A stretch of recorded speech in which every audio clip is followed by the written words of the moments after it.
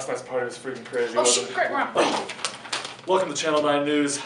This morning's edition will take you an in-depth look at the accessibility of cities. Now, Sarah, tell us, why are cities so concerned with becoming more accessible? Well, Greg, historically, cities were planned very poorly for those with disabilities. American Disability Act of 1990 was created to help provide better services and increase their mobility. Renee, how have we seen this in Denver? Oh, well, thank you, Sarah. 9 to 15% of our population is actually considered disabled. Taking this in consideration, we have organizations that make the city more accessible. One of the more accessible cities in the nation. That's right, Renee. We'll now take you to some footage where us three experienced the struggles of those with disabilities. We consulted with RTD director Claudia Folska about Denver's accessibility. Folska happens to be blind, and she suggested that we walk 16th Street Mall blindfolded. Renee, how did that make you feel? Just confused again, scared, unaware of my surroundings. I didn't really trust that there were no cars. The transition from the sidewalks to the streets are very wheelchair friendly. However, we found that people with eyesight impairments may find themselves not stopping before the street unless there is proper notification. Bumps on the sidewalk, you can feel that you're right to the crosswalk.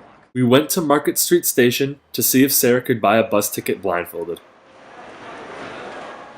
One of Director Folska's initiatives is to provide smart cards for everyone so people aren't restricted to confusing buttons.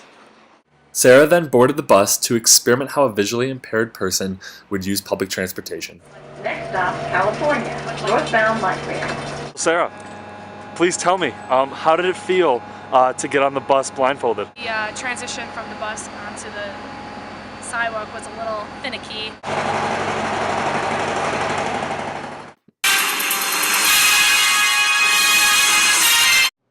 Joining us on call is Director Folska. Director Folska, thank you for joining us. Could you please give us some final thoughts on why cities should plan to become more accessible? When we create things that, enable people with different disabilities to have full access to public spaces and places, we're creating environments that are safe and secure for all people. Wow, inspirational. Thank you, Director Folska. Obviously, Denver's doing a great job, but there's room for advancement. Thank you for joining us in this morning's special edition. Stay classy, Denver.